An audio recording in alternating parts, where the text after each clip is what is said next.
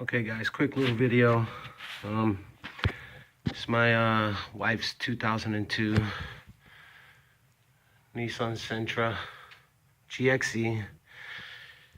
She slid on the snow, hit a curb, bent the control arm. I don't know how well you can see it. Right here, there's this huge crinkle in it. She hit the curb pretty good. So I'm gonna show you a quick little video on the tools you need real quick to take it all apart. It's very easy.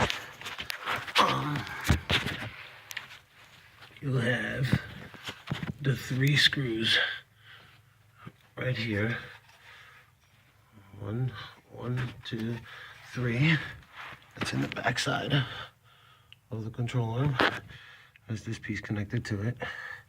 Then you have the one for the sway bar right here, right up here.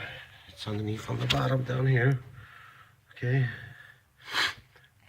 All those are 14 millimeter. And then you have the one in the back over here. You have this one here.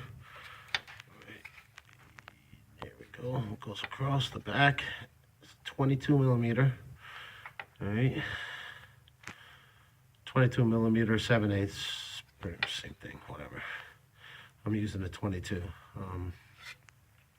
And it's the same size for the one over here, connected to the ball joint up in the front.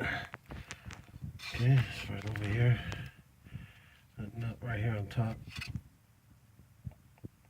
I don't know what size it is on the replacement one, but on here, this one, the stock one, is 22.